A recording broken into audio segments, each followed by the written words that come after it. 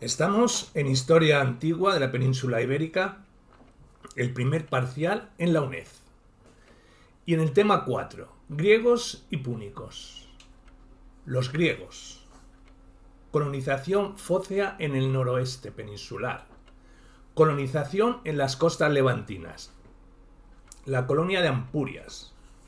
La colonia de Rosas. Impacto griego sobre el mundo peninsular. En el siglo VIII a.C., impulsado por necesidades internas, el gran aumento demográfico, como consecuencia del resurgimiento económico y la insuficiencia de tierras que agrava la tensión social, los griegos inician la navegación en busca de nuevas tierras y de la mejora económica. En un principio no se trataba de fundar colonias, sino de exploraciones e intentos de apertura de mercados para permitir un mejor conocimiento de las rutas marítimas que culminará con la gran expansión ultramarina hacia Occidente. Se distinguen dos tipos principales de colonias: la apoikai y los emporia. La apoikai son asentamientos agrícolas o de población con pactos diversos con los indígenas, y los emporia son simples factorías o puntos de intercambio sin pretensión política ni instalación territorial. Sobre Ampurias diremos que su primer asentamiento fue en un islote, Polaiápolis, sede de un poblado indígena, frecuentado también por los púnicos y etruscos. Fruto de su prosperidad mercantil, sobre todo en el siglo V a.C., son las acuñaciones ampuritanas, óbolos y tremióbolos de plata y los dracmac, así como la gran cantidad de cerámica ática, importada por Ampurias y distribuida en las poblaciones indígenas. Con la fundación de nuevas poblaciones en el sureste, Alonis y Acra, Leuque, se facilita la penetración en el interior hasta Extremadura. A partir de los siglos V y IV a.C., la presencia griega sufre una reestructuración debido a la incidencia cartaginesa y los cambios que experimenta el mundo indígena andaluz y levantino. La situación, a partir del siglo IV a.C., será un comercio griego, centrado en factorías costeras, en competencia y concurrencia con los fenicios y en busca de los recursos mineros de la Alta Andalucía y Sierra Morena. Con este panorama se encontrará Roma, que heredará los intereses griegos, mientras que Cartago habrá intensificado a partir del 237 a.C. su penetración en el interior peninsular. De las manifestaciones culturales en la península ibérica, diremos que los materiales griegos están documentados tanto en las costas como en el interior, con una cronología que abarca desde el siglo VIII a.C. hasta el año 218 a.C., tras la Segunda Guerra Púnica, cuando se incorpora al mundo romano. Del urbanismo podemos decir que son dos importantes ciudades en el Golfo de Rosas, Ampurias y Rosas. De la ciudad antigua de Ampurias existe muy pocos restos, pero se conoce la configuración de la Neápolis o asentamiento del continente, de forma rectangular delimitada por una muralla ciclópea, con una sola puerta de acceso, protegida por dos torreones, situada en los siglos III y II a.C. El trazado es de tipo hipodámico, con irregularidades. Las casas están formadas por 2 o 3 habitaciones y pueden tener 2 pisos. Hay ágora y áreas sacras. De Rosas hay escasas estructuras de los siglos IV y III a.C., mostrando trazado del tipo hipodámico. En cuanto a los lugares de culto, diremos que en Ampurias hay 3 templos, 2 de ellos detrás de la muralla, uno dedicado a Asclepio, dios de la medicina, y otro a la diosa Igea. El tercero, el más grande, está edificado sobre una muralla, cuando ya estaba en desuso, y está encerrado en un recinto correspondiente a un lugar de culto reservado a iniciados. Está consagrado a Zeus, Serapis, y es del siglo I a.C. También existen aras y pedestales que formarían parte de un sacelum o recinto para celebrar ceremonias religiosas al aire libre. De la cerámica podemos decir que abundan los vasos griegos. Los más antiguos están en el sur, en un ambiente comercial fenicio de los siglos VIII y VII a.C., crátera o pixide de cerámica ática, sipos de pájaro eubeo, ánforas áticas de tipo SOS, etc. Desde finales del siglo VII a.C. y durante el VI a.C., sobre todo, hay un gran número de productos importados que llegan desde Ampurias a Huelva. Cerámica ática, calcídicas, onias, samias, corintias, laconias o quiotas, destacando el ánfora de Huelva, pintada por Clitias, el lecanis de Ampurias de Polos, los aribalos procedentes Naucratis y las copas áticas de los pequeños maestros. Hacia finales del siglo VI a.C. desaparecen las importaciones griegas en Andalucía y será Ampurias, en el siglo V a.C., la receptora de estos materiales, principalmente áticos, que distribuirá por el suroeste. Lequitos de figuras negras, quiliques decorados con barniz rojo coral, crátera, ánforas, llegando en el siglo IV a.C. a las poblaciones ibéricas de las costas, desde Cataluña hasta Huelva y las áreas mineras de Andalucía y de Extremadura. En el siglo IV, la cerámica ática importada es de baja calidad, con temas estereotipados de figuras rojas, quiliques, y las cráteras de campana son escenas dionisíacas. Importante es la cerámica de barniz negro, usado como vajilla de mesa, que sustituye a finales del siglo IV y principios del III a la cerámica ática, cuyo centro principal se encuentra en Rosas. En cuanto a la escultura en piedra, diremos que los hallazgos no son muy abundantes, aunque hay influencia del arte griego arcaico en algunas obras indígenas. Hoy, dos esculturas de mármol de la Neápolis de Ampurias, una de 2 metros de alto del dios Asclepio, de un taller ateniense de la época helenística. Otra es una pequeña cabeza de figura femenina, perteneciente a una escuela ática, original del siglo IV a.C., de la diosa Afrodita. En cuanto a los bronces, son escasos en Iberia y se concentran en el sur de la península e Islas Baleares. 2 cascos corintios en Jerez y Huelva, 2 onicoes rodios en Granada y la necrópolis de La Joya en Huelva, una figura femenina de Astarfe, Granada, y una coraza en la Cueva del Jarro, en Almuñécar. En el sureste aparece el centauro de Rollos, Caravaca, Murcia, y el sátiro tifálico del llano de la Consolación, Albacete. En Baleares están el Apolo de Llucmayo, Mallorca, 2 figuras de Atenea promachos de Porreras, Mallorca y Menorca, y una Atenea Palladión de Santani, en Mallorca. En cuanto a la numismática, diremos que Ampurias y Rodas comienzan a acuñar moneda en el siglo V a.C. y la desarrollan en los siglos IV y III.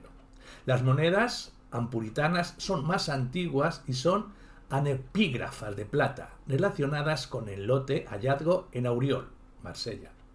En el anverso aparece una cabeza barbada e imberbe, con casco, tal vez Hércules, una cabeza de sátiro, etc.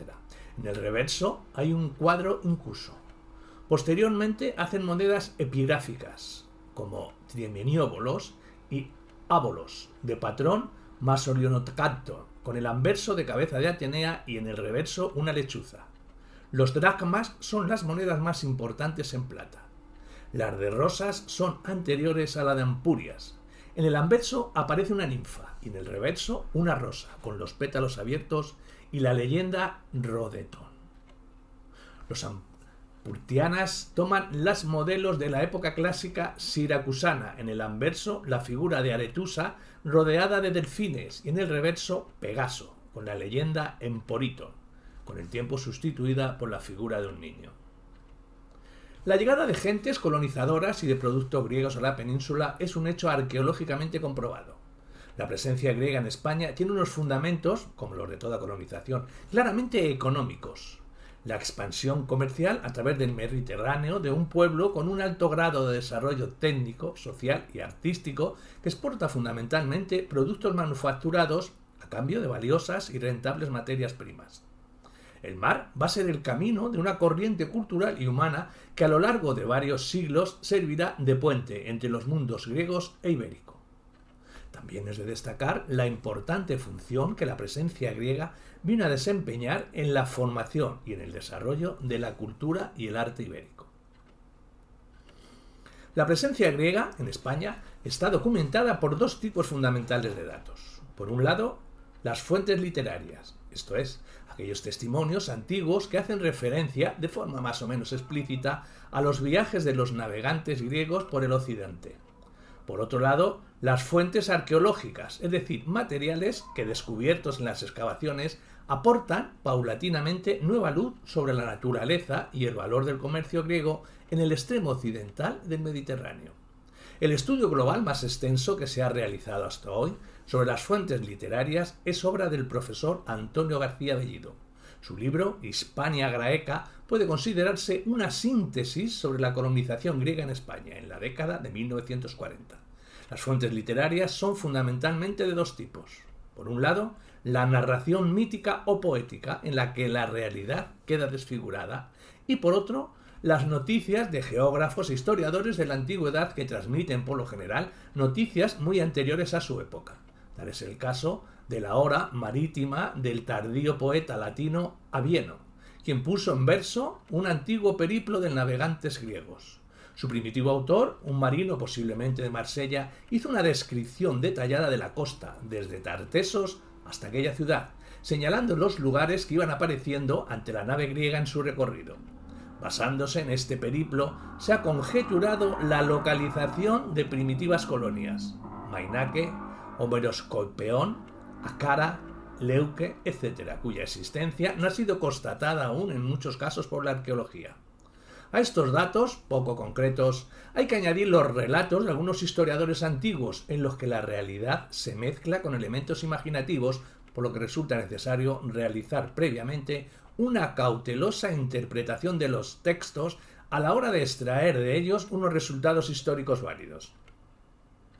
Uno de los relatos más significativos de este tipo fue escrito por Heródoto, primera mitad del siglo V a.C., quien nos cuenta en sus historias el viaje improvisado de Colaios, marino de la isla de Samos, quien, deseando viajar hacia Egipto, fue sorprendido por los vientos del este y condujeron a la nave de los samios más allá de las columnas de Hércules, donde finalmente arribó Colaios, como náufrago ante las mismas costas de Tartesos. Allí comerció Colaios y sus compañeros con los indígenas, tras lo cual emprendieron viaje de vuelta a Samos, con pingües ganancias. La narración de Heródoto, adornada con numerosos elementos imaginativos, refleja el atractivo poderoso, idealizado, con la riqueza que comporta el comercio, que impulsa a diversas ciudades de Asia Menor, de la Grecia arcaica, a buscar en un occidente paradisiaco una salida vital para sus excedentes de población y para su pobreza. Los griegos tan solo se conocen dos emplazamientos griegos en la península, como son Rode y Emporión, con los que los datos obtenidos del paso griego por nuestras tierras son más bien escasos. De poco nos sirven los restos cerámicos debido al gran comercio llevado a cabo por los griegos. Durante los siglos XIV y XIII, los griegos efectúan un comercio en aguas mediterráneas, comercio que se verá frenado por el colapso sufrido en el mundo micénico. Serán los fenicios los encargados de reanudar este comercio, pero los griegos no llegaron los primeros a nuestras tierras, sino los fenicios. La presencia de restos materiales griegos en nuestras tierras es debido a que los fenicios lo trajeron gracias al comercio griego en tierras orientales. La incursión griega en tierras occidentales viene en el siglo VIII a.C. y tiene como destino la costa tirrena, atraídos por los abundantes metales del territorio etrusco. Fundaron en el Golfo de Nápoles la primera colonia conocida en Occidente, Pitecusa, en la isla de Ischia. Así que, conociendo las prometedoras tierras occidentales y sobre todo motivados por unas desfavorables condiciones políticas y socioeconómicas, conflicto entre ciudades, tensiones sociales entre aristocracia y pueblo, escasez y pobreza de las tierras de cultivo, mal reparto social de la riqueza, hicieron que un gran número de griegos iniciase un intenso proceso colonizador, con el cual fundarían ciudades griegas en el Mediterráneo y en el Mar Negro. Aunque la península ibérica entró tarde en estos planes colonizadores, se habló de legendarios viajes realizados por héroes a nuestras tierras, tras el caso de Heracles, o de los héroes del ciclo troyano, Ulises, Anfíloco y Teucro. Ninguna de estas referencias míticas guarda un fundamento de peso. En la segunda mitad del siglo VIII a.C. se comienza a constatar la presencia de materiales griegos, pero no traídos por manos griegas, sino a través de los fenicios. La primera noticia acerca de la presencia griega en la península nos la ofrece Heródoto, hacia mediados del VIII a.C., cuando Coleo, de Samos, cuya nave es desviada de su rumbo a Egipto por un fuerte viento del este, llega a Tarteso, de donde regresa cargada de plata. Como vemos, es un dato con cierto aire legendario. La existencia de restos arqueológicos de finales del siglo VIII y comienzos del VII hacen suponer que sí existieron ciertos tanteos griegos en la península. En cuanto a la colonización fócea en el suroeste peninsular, diremos que el Argantorio y los fóceos fueron los primeros griegos en protagonizar una relación comercial. Según Heródoto, desde el último cuarto del siglo VII a.C., los fóceos comercializaban con tartesos. Incluso mantuvieron lazos de amistad con su rey Argantonio.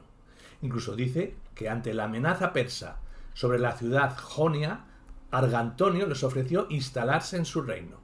Pero los fóceos lo rechazaron, prefiriendo la ayuda en plata con la edificaron murallas para protegerse del enemigo.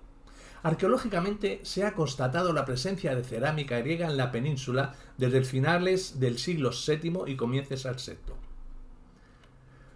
La búsqueda de materiales en Huelva era el centro portuario tartésico donde se concentraba gran parte del mineral de plata, el cual se intercambiaba con los fenicios. A este centro acudieron los fóceos en busca de este metal. Desde el siglo VII a.C., las ciudades jonias sufrían la presión del reino de Lidia, en proceso de expansión, por lo que son frecuentes las intervenciones militares y un aumento en la demanda de la plata. La presión lidia era angustiosa para Fócea, y como estímulo se lanzan a una aventura de ultramar. La búsqueda de metales le llevó hasta Tarteso, siguiendo una ruta que bordeaba el sur mediterráneo con centro neurálgico en Naucratis, Egipto. Pero no se lanzaron en esta única ruta. El Mediterráneo central, Adriático y el Golfo de Lión fueron también focos de intereses fóceos. Así, destacan lugares como Alalia, Córcega, Masalia, Marsella y Emporión en la costa catalana. Del carácter del comercio fóceo, diremos que los griegos no pasaron de una fase comercial precolonial y de momento no existe evidencia acerca de Apoikias o Emporión en la zona. Simplemente se adaptaron a los esquemas económicos y comerciales existentes, los cuales habían sido desarrollados y establecidos por los fenicios. Aprovecharon sus infraestructuras y en las factorías fenicias llevaban a cabo los intercambios. No tuvieron ninguna organización administrativa ni establecimientos permanentes. Realizaban intercambios siguiendo las rutas marcadas por los fenicios. Seguramente en los comienzos realizaban dichos intercambios comerciales mediante la fórmula aristocrática de intercambio de dones. Los griegos recibían plata y ellos ofrecían aceite y vino, junto con manufacturas como cerámicas de lujo, tejidos y bronces. La misión de los fóceos fue la de servir de intermediarios y transportistas de una amplia gama de productos de procedencia variada. Desde el siglo VI a.C. decrecen las importaciones fenicias procedentes de Oriente, al mismo que aumentan las griegas, las cuales alcanzarán gran volumen durante el siglo VI. En cuanto al colapso del comercio con Tarteso, diremos que tras casi siglo y medio de competencia económica y mercantil entre griegos y fenicios por el control del mercado tartésico, las transacciones comerciales griegas comienzan a decrecer considerablemente a partir del último tercio del siglo VI a.C., debido a las dificultades cada día mayores depuestas por los comerciantes fenicios occidentales. Habiendo heredado la hegemonía fenicia en Occidente, a mediados del siglo VI a.C., tras la ruina de la metrópolis fenicias, Cartago, la nueva metrópoli, recuperará el monopolio comercial con Tartesos, sobre todo para salvaguardar los intereses de los artesanos y comerciantes fenicio-occidentales de los mercaderes griegos. Fruto de esta situación será la firma del primer tratado romano-cartaginés del año 509 a.C., en donde Roma, que en esta fecha será una pequeña ciudad con estructura etruscas, y Cartago se reparten las áreas de influencia e intercambios comerciales, cerrándose para los griegos las rutas hacia Tartesos. Aunque suponemos que estos tratados en el mundo antiguo no se cumplirían al 100%, lo cierto es que a finales del VI a.C. dejan de recibirse importaciones griegas en Tartesos, pudiéndoles afirmar que el comercio directo griego con Tartesos ha desaparecido. Esta sería una de las causas que provocará el subsiguiente colapso del reino de Tartesos, al convertirse nuevamente en un monopolio semita. Los griegos, a partir de este momento, centrarán sus esfuerzos e intereses comerciales en el sureste peninsular, ya que desde sus bases, en esta área, Homeroskopein, emprenderán un comercio terrestre de larga distancia hacia el interior peninsular y que no es extraño a los focenses. Este comercio llevaría desde el sureste peninsular, desembocadura de los ríos Segura, Guardamar, y Vinalopó, en Santa Pola, hasta Cástulo, con importantes riquezas mineras. Continuaría a través del curso del Guadiana hasta Extremadura, pues los fóceos conocerían desde sus contactos con Tartesos la riqueza de estas tierras de cinabrio. A partir del 546 a.C., fecha en la que Fócea cae a manos de persas, comienza a disminuir la calidad y el volumen de los productos importados, los cuales terminarán por desaparecer del sur peninsular durante el último cuarto del siglo VI, época que coincide con el ocaso tartésico, motivos expuestos en el tema anterior. La falta de rentabilidad del mercado tartésico dejó de interesar a los comerciantes griegos y fenicios, desplazando sus actividades al levante peninsular. A partir del siglo V, la cultura turdetana, que ocupa el vacío dejado de los tartésicos, asume el control de los productos griegos de Cádiz. El impacto sobre la población indígena hay muy poco, casi inexistente, y se adoptarán los fóceos a las costumbres tartésicas. De la colonización en las costas levantinas y las fundaciones griegas en Cataluña y Levante. Paralelamente al comercio iniciado con Tarteso, los fóceos también aventurarán en el Mediterráneo central. Así, hacia el 600 a.C. fundan Masalia, Marsella, que será la colonia fócea más importante de Occidente. Por la misma época se instalan en la costa gerundense en una pequeña factoría, Emporión, que servía como base de apoyo para el comercio con el levante peninsular. Será el origen de la más importante colonia griega en suelo peninsular. Emporión, Ampurias. Hacia el 560 fundan Alalía, Córcega. Otros supuestos coloniales, aparte de Ampurias y de Rosas, Rode, no se conoce la existencia de ningún otro emplazamiento griego en la península, pero sí que tuvieron una intensa actividad comercial con el levante peninsular, pero las fuentes literarias sitúan en la costa otros emplazamientos como Acraleuque, Alonís, Mainaqué, que arqueológicamente no nos demuestran que su origen sea griego. Pudieron ser lugares con nombres helenizados utilizados como punto de referencia o escalas de las marinas griegas, o bien asentamientos fenicios en los que los griegos tuvieran delegaciones comerciales o barrios propios. Mainaqué, Malaca fenicia, o quizá se tratasen de pequeños núcleos de población fócea, asentados en las proximidades de territorios indígenas con recursos económicos atractivos para el comercio.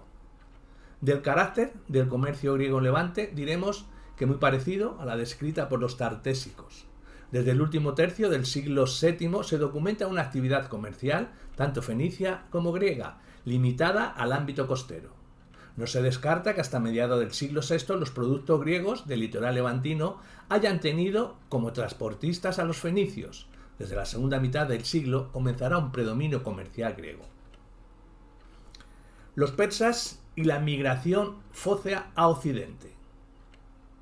Con la derrota del último rey de Lidia, Creso, a manos del rey persa Ciro, Los griegos de la costa oriental egea se vieron sometidos al yugo persa. La mayor parte de las ciudades jonias aceptaron este consentimiento, excepto Fócea. Sus habitantes prefirieron huir buscando nuevos asentamientos con los que comenzaría un masivo proceso de migración, el cual se dirigió fundamentalmente a las colonias jonias ya establecidas en el Mar Negro y Occidente. Prueba de ello es que un grupo de exiliados se instaló en Alalía, Córcega. De los conflictos con los púnicos, Alalía había prosperado como redistribuidora de los productos orientales en los mercados de Etruria, pero los recursos de la ciudad resultaron insuficientes ante el incremento masivo, población ocasionada por la llegada de huidos de Fócea. Surge la piratería, algo que se convirtió en un peligro para los intereses económicos de la zona en la que confluían intercambios de griegos, púnicos y etruscos. Así que etruscos y cartagineses se aliaron y en la primera batalla naval de Occidente se trató de expulsar a los refugiados de Alalía, 540 a.C. Heródoto es quien nos cuenta esta historia en la que los griegos resultaron victoriosos, pero no pudieron evitar el desalojo de Alalía y un segundo éxodo de los griegos. El nuevo destino tuvo dos variantes.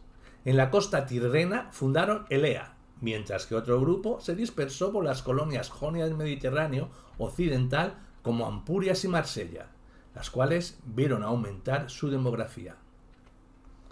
El ocaso de Tarteso es coincidiendo con el ocaso tartésico, los comerciantes fenicios y griegos buscan nuevas fuentes de aprovisionamiento, junto con la apertura de rutas alternativas de acceso a estas fuentes, la zona levantina, en especial la zona de Bajo Segura, vivió desde entonces un incremento de la actividad comercial. Del incremento de la presencia cartaginesa en el sur peninsular, decimos que desde la segunda mitad del siglo VI se produce este incremento de la presencia cartaginesa. Estos tuvieron una participación activa en las transformaciones de las pequeñas factorías fenicias en auténticos núcleos urbanos. Ampurias se convertirá desde finales del VI en el centro de la actividad económica griega, con influencia tanto en la costa como en el interior. La colonia de Ampurias, en cuanto a la fundación, a comienzos del siglo VI a.C. se instaló una pequeña factoría de fóceos en un islote de la costa de Alpurdán. Su fundación nació para servir de punto de apoyo en la ruta surgida entre Marsella y Tarteso. La mayoría de estos enclaves, situados en zonas estratégicas, solo eran una ocupación temporal, en pocos casos pasaban a ser asentamientos permanentes. Hubo una gran compenetración con los pueblos indígenas para poder instalar estos puntos estratégicos, y esto ocurrió con Emporión, el cual estaba ocupado desde el siglo XII por una comunidad indígena que fabricaba cerámicas, según la tipología del campo de urnas. En sus primeros años de existencia, Emporio no tuvo un peso importante en el comercio, dependía de los centros fóceos del Mediterráneo oriental. Pero se hizo necesario crear un establecimiento permanente cerca de Marsella, que controlase la explotación de los recursos, metales y productos agrícolas de la zona comprendida entre el Golfo de Lión y el Ampurdán. En cuanto al desarrollo urbano, diremos que a mediados del siglo VI, la colonia había crecido. El islote quedó reservado a los lugares sagrados y la población, aumentada por la presencia de inmigrantes huidos de la invasión persa, se trasladó a tierra firme. Aquí se constituiría la auténtica ciudad Neápolis, la ciudad nueva. Fue rodeada de murallas por 3 de sus lados y dotada de todos los elementos típicos de una polis. Fuera del recinto se erigió un santuario, en cuyos alrededores tendrán lugar los intercambios con los indígenas, los cuales mantuvieron su viejo poblado, Indiqué, junto a la colonia. Entonces fue cuando la nueva aglomeración recibió el nombre de Emporión, que daba fe a su función comercial. En cuanto al comercio ampuritano, diremos que gracias al colapso sufrido por Tarteso y a la interrupción de las relaciones con el oriente griego, el comercio de Ampurias vivió un periodo de auge. Periodo en el que competiría con el comercio de Masaria, los fenicios orientales y los púnicos. De las últimas décadas del siglo VI, el comercio de Ampurias se va desvinculando lentamente del de Masalia, para dedicarse a las regiones ibéricas. Comienza una extensión hacia el sur peninsular por las desembocaduras de los ríos Llobregat y Ebro. Siguen por la costa levantina hasta territorio contestano en torno a la desembocadura de los ríos Vinalopó y Segura. Las mercancías ofrecidas por los emporitanos eran vino, aceites, tejidos, cerámicas de lujo, y las cambiaban por metales, sal, fibras vegetales, pieles y cereales. Desde el Bajo Segura se abrían caminos de penetración que unían la costa con el suroeste de la meseta y los distritos mineros de la Alta Andalucía. Los griegos abrían estas rutas comerciales que eran dirigidas por indígenas, con el propósito de hacer llegar hasta Ampurias metales y cereales, los cuales eran redistribuidos hasta Masalia o Grecia. A cambio, los griegos traían a la península sus apreciadas cerámicas. Aunque griegos y púnicos comienzan a ejercer una rivalidad comercial, ambos dependen de los íberos, que controlan las rutas para acceder a los productos del interior peninsular. En cuanto a la moneda, diremos que desde mediados del siglo V el comercio amputitano comenzó a utilizar moneda propia. Comienza siendo acuñaciones a semejanzas de las masaliotas para ir evolucionando hasta parecerse a las púnicas. A mediados del siglo III comienzan las características tipos como Pegaso, objeto de imitación de los íberos. La convivencia entre griegos y púnicos nos enseña cómo Cádiz y Ampurias eran las principales intermediarias de un extenso comercio entre Oriente y Occidente, impulsado por Atenas y Cartago. Estas relaciones comerciales tenían su punto de encuentro en Ibiza.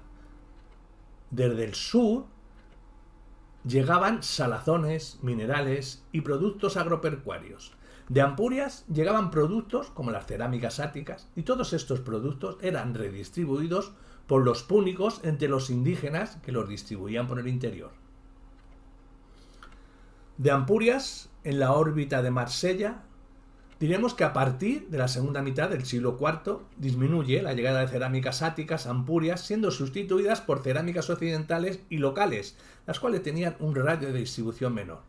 Pero una redistribución de las áreas de comercio en el Mediterráneo hará que Ampurias, que seguirá centralizando gran parte del comercio griego de la península, caiga en la órbita de Marsella. Igual ocurriría con el comercio de los fenicios en Occidente, las cuales serán acogidos en el seno de Cartago. Finalmente, la presencia en el siglo III a.C. de Roma pondrá fin a la independencia política y comercial, que seguía practicando, aunque con cierta tensión en su entorno. De la colonia de Rosas, diremos que no se sabe a ciencia cierta cuándo surgió hasta la fechada, según enclave griego en la península. Situada a 17 kilómetros al norte de Ampuria, Rosas, Rode, quizás tuvo su origen similar al de Ampurias. La frecuentación por marinos fóceos de un mismo lugar de escala que acabó por cristalizar en una población estable. A lo largo del siglo V se formó como polis, con moneda propia y circuitos comerciales propios. Seguramente a lo largo del siglo III acabó cayendo bajo la órbita emporitana, desapareciendo con los acontecimientos de la Segunda Guerra Púnica. En cuanto a los griegos e indígenas, diremos que los griegos influyeron culturalmente al proceso de iberización de los pueblos indígenas peninsulares. La convivencia entre griegos e indígenas era buena. Prueba de ello es que Ampurias acabó por absorber el núcleo urbano griego que, aunque separadas por un muro, constituía una ciudad. Para llevar a cabo la actividad comercial se necesitaba del interlar indígena. Datos arqueológicos, yacimiento de Ujastret y Yaden Reichat, nos hablan de una influencia griega en el mundo indígena: estructura urbanística, cerámica ática de lujo, técnicas constructivas.